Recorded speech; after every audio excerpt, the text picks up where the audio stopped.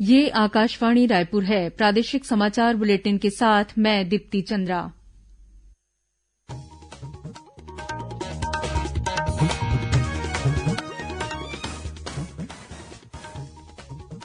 और अब पेश है आज के मुख्य समाचार। माओवादियों ने बीजापुर मुठभेड़ के बाद अगवा किए गए जवान को अब से कुछ देर पहले रिहा किया। जवान राकेश्वर सिंह को लेकर मध्यस्थ बासागुड़ा थाना पहुंचे। प्रधानमंत्री नरेंद्र मोदी कोरोना संक्रमण की स्थिति पर चर्चा के लिए आज सभी राज्यों के मुख्यमंत्रियों के साथ बैठक करेंगे।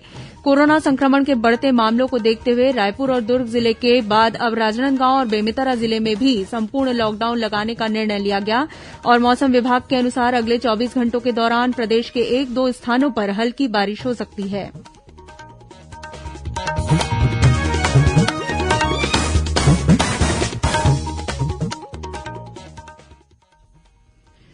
कोविड मरीजों की संख्या फिर से बढ़ रही है, इसीलिए सभी श्रोताओं से अपील है कि कोई भी कोताही न बरतें, सभी सुरक्षा उपायों का पालन करें और 45 वर्ष से ऊपर के सभी लोग बेहिचक टीका लगवाएं। सुरक्षित रहें और इन आसान उपायों का पालन करें।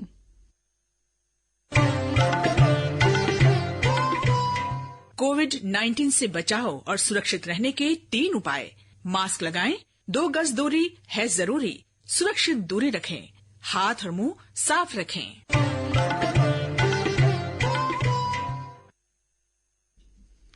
अब समाचार विस्तार से। प्रधानमंत्री नरेंद्र मोदी कोरोना संक्रमण की स्थिति पर चर्चा के लिए आज सभी राज्यों के मुख्यमंत्रियों के साथ बैठक करेंगे। यह बैठक कोरोना संक्रमण के तेजी से बढ़ने को देखते हुए बुलाई गई है। प्रधानमंत्री इस वर्चुअल बैठक में टीकाकरण अभियान पर चर्चा करेंगे। इससे पहले मुख्यमंत्री भूपेश बघेल की अध्यक्षता में कल रायपुर में बैठक आयोजित की गई। इस बैठक में विभिन्न मंत्रियों ने कोविड इलाज प्रबंधन के संबंध में अपने महत्वपूर्ण सुझाव दिए।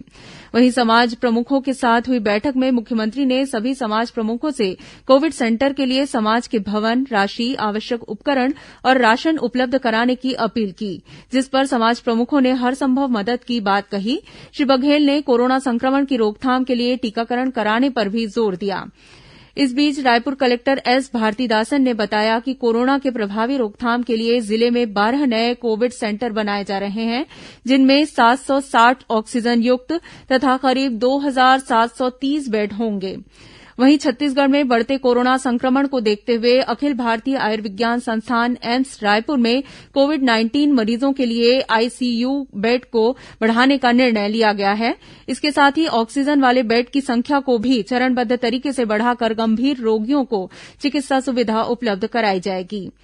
एम्स के निदेशक डॉक्टर नितिन एम नागरकर ने वरिष्ठ चिकित्सकों और अधिकारियों के साथ समीक्षा बैठक में बताया कि मरीजों को अतिरिक्त बेड की सुविधा देने पर जोर दिया जा रहा है।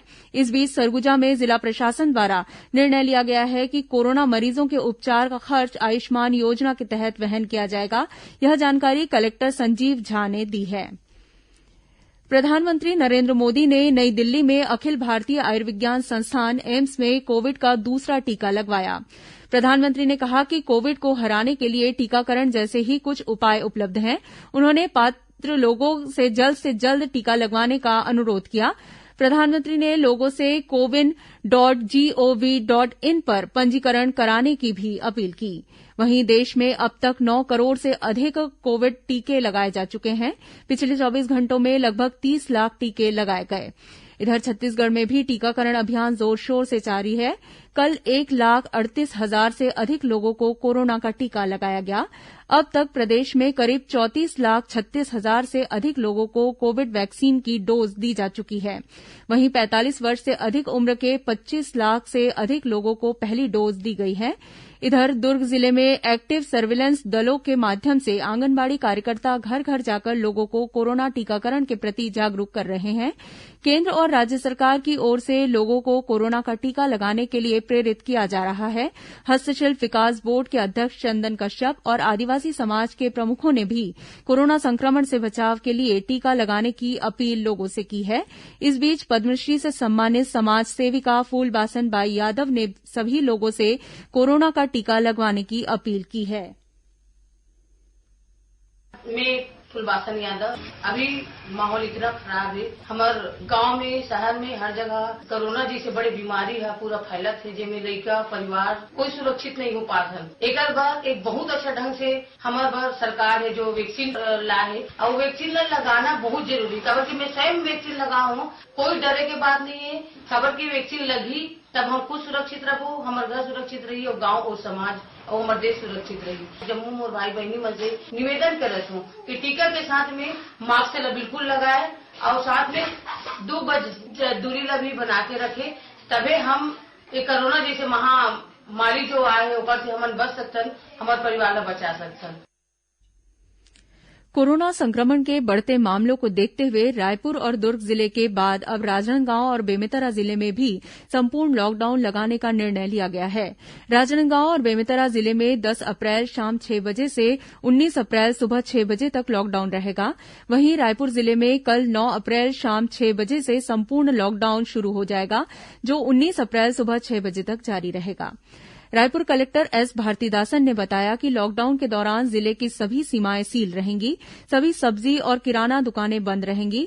वहीं इन प्रतिबंधों से पेट्रोल पंपों, दवा दुकानों और रसोई गैस एजेंसी को छूट रहेगी। घर घर जाकर दूध बांटने वाले विक्रेता और न्यूजपेपर हॉकर सुबह 6 से 8 बजे तक और शाम को 5 से 6:30 बजे के बीच अपना काम कर पाएंगे। कलेक्टर ने बताया कि जिले में प्रवेश केवल ई पास के जरिए मिल पाएगा। जिले में सभी शासकीय और निजी कार्यालयों के साथ ही बैंक भी बंद रहेंगे।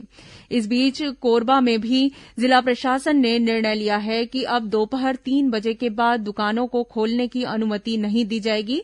मंदिरों में भी प्रवेश पर प्रतिबंध लगा दिया गया है। रायपुर जिले में लॉकडाउन के पहले लोगों को आवश्यक वस्तुओं की उपलब्धता सुनिश्चित कराने और कालाबाजारी रोकने के लिए रायपुर कलेक्टर ने 9 टीमों का गठन किया है। ये दल रायपुर नगर निगम, बिरगांव और सभी तहसीलों में लोगों को खुदरा मूल्य पर आवश्यक वस्तुओं की आपूर्ति करने की निगरानी करेंगे। कलेक्टर ने व्यापारियों से अनुरोध किया है कि वे ओवर रेटिंग जैसे कार्यों से बचें। उन्होंने कहा है कि सभी 9 टीमें आकस्मिक निरीक्षण करेंगी और कालाबाजारी के मामलों पर कार्रवाई की जाएगी। इधर राजनांदगांव जिले में लॉकडाउन के दौरान इमरजेंसी सेवाओं को छोड़कर सभी सेवाएं बंद रहेंगी। वहीं कोरोना संक्रमण के मद्देनजर दंतेवाड़ा जिले के नकुलनार में शनिवार को लगने वाले साप्ताहिक बाजार पर प्रतिबंध लगा दिया गया है। उधर गरियाबंद जिले के फिंगेश्वर में व्यापारियों ने 9 अप्रैल से 3 दिनों के लिए दुकानें बंद करने का निर्णय लिया है। इस निर्णय की जानकारी उन्होंने प्रशासनिक अधिकारियों को दी। इस बीच बिलासपुर जिले में नेता प्रतिपक्ष धरमलाल कौशिक के नेतृत्व में भाजपा के प्रतिनिधिमंडल ने कलेक्टर से मुलाकात की और उन्हें कोरोना संक्रमण रोकने में पार्टी की ओर से सहयोग की बात कही। प्रादेशिक समाचार आप आकाशवाणी रायपुर से सुन रहे हैं और अब आगे बढ़ते हैं बाकी के समाचारों की ओर। बीजापुर जिले में शनिवार को हुई मुठभेड़ के बाद माओवादियों द्वारा अगवा किए गए जवान को अब से कुछ देर पहले रिहा कर दिया गया है। माओवादियों के 5 दिनों से अगवा इस जवान को समाजसेवी धर्मपाल सैनी और आदिवासी नेता तेलम बोरैया को जंगलों में सौंपा है। ये दोनों मध्यस्थ जवान को एम्बुलेंस में लेकर थोड़ी देर पहले ही बासागुड़ा थाने में पहुंचे हैं।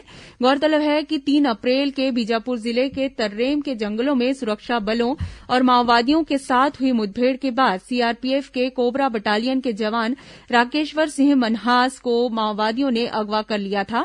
माओवादियों ने उन्हें 5 दिनों अपने कब्जे में रखा था। राकेश्वर सिंह जम्मू के रहने वाले हैं। जवान के परिजनों ने उन्हें छोड़ने की अपील माओवादियों से की थी। रिहाई के बाद जवान बासागुड़ा थाना पहुंचा। गौरतलब है कि तर्रेम में सुरक्षा बलों के साथ हुई मुठभेड़ में सुरक्षा बलों के 23 जवान शहीद हो गए थे, वहीं 21 अन्य जवान घायल हुए थे। इस बीच दंतेवाड़ा जिले के बचेली थाना क्षेत्र में माओवादियों ने रेलवे यार्ड में खड़ी एक पोकलेन और 2 मोटरसाइकिलों में आग लगा दी है। सूचना और प्रसारण मंत्रालय, भारत सरकार के पत्र सूचना कार्यालय और प्रादेशिक लोक संपर्क कार्यालय द्वारा आज रायपुर में कोरोना संक्रमण और टीकाकरण विषयक जागरूकता पर एक वेबिनार का आयोजन किया गया। इसमें विभाग के फील्ड अधिकारियों के अलावा नेहरू युवा केन्द्र तथा राष्ट्रीय सेवा योजना के स्वयंसेवक, लोक कलाकार और छात्र छात्राएं शामिल हुए। वेबिनार को संबोधित करते हुए मेडिकल कॉलेज अस्पताल रायपुर के विशेषज्ञ चिकित्सक डॉक्टर ओपी सुंदरानी ने कहा कि कोरोना महामारी की दूसरी लहर काफी घातक और स्थिति भयावह है। उन्होंने कहा कि लोगों को लापरवाही से बचना चाहिए। डॉक्टर सुंदरानी ने कहा कि कोरोना के लक्षण प्रकट होने पर लोगों को तुरंत जांच करानी चाहिए। उन्होंने टीकाकरण कराने पर भी जोर दिया। वेबिनार में जनसंपर्क विभाग के संयुक्त संचालक और कोविड मीडिया समन्वयक हर्षा पौराणिक ने कहा कि टीकाकरण के बाद भी कोविड नियमों का पालन करना जरूरी है। वेबिनार में पीआईबी के सहायक निदेशक सुनील तिवारी और लोक संपर्क कार्यालय के कार्यालय प्रमुख शैलेश फाये भी शामिल हुए। प्रधानमंत्री नरेंद्र मोदी ने विद्यार्थियों का आह्वान किया है कि उन्हें परीक्षा से डरना नहीं चाहिए, बल्कि इसे उत्सव की तरह लेना चाहिए। कल परीक्षा पे चर्चा के पहले वर्चुअल संवाद में उन्होंने विद्यार्थियों, अभिभावकों और शिक्षकों से बातचीत की। श्री मोदी ने तनाव और चिंता से मुक्ति के मंत्र भी साझा किए। उन्होंने अभिभावकों से कहा कि वे बच्चों पर दबाव न बनाएं और उन्हें परीक्षा का आनंद लेने दें। श्री मोदी ने इस बात पर बल दिया कि विद्यार्थियों और अभिभावकों को परीक्षा को जीवन का आखिरी पड़ाव नहीं मानना चाहिए, बल्कि हमेशा अपने अगले प्रयास में बेहतर करने की कोशिश करनी चाहिए। मैं पेरेंट्स से कहना चाहता हूँ, हम आवश्यकता से अधिक ओवर कॉन्शियस हो जाते हैं। हम थोड़े ज्यादा ही सोचने लग जाते हैं। ये कोई आखिरी मुकाम नहीं है। ये जिंदगी बहुत लंबी है, बहुत पड़ाव आते हैं। ये छोटा सा पड़ाव है। हमें दबाव नहीं बनाना चाहिए। चाहे टीचर हो, स्टूडेंट हो, परिवारजन हो, यार दोस्त हो। अगर बाहर का दबाव कम हो गया, खत्म हो गया, तो एग्जाम का दबाव कभी महसूस नहीं होगा। कॉन्फिडेंस फलेगा, फूलेगा। प्रधानमंत्री ने शिक्षकों से कहा कि समय के प्रबंध के बारे में वे बच्चों का मार्गदर्शन करें। उन्होंने सुझाव दिया कि विद्यार्थियों को प्रत्येक विषय के अनुसार उस पर ध्यान देना और अपनी ऊर्जा का उपयोग करना चाहिए। और अब पेश है मौसम का हाल। प्रदेश में मौसम में आए बदलाव के कारण आज कुछ स्थानों पर हल्के बादल छाए रहे। राजनांदगांव में शाम को तेज हवा और गरज चमक के साथ हल्की बारिश हुई। कुछ स्थानों पर ओले गिरने की भी खबर है। प्रदेश के रायपुर, सरगुजा और बस्तर संभागों में तापमान सामान्य से अधिक तथा शेष संभागों में सामान्य रहा।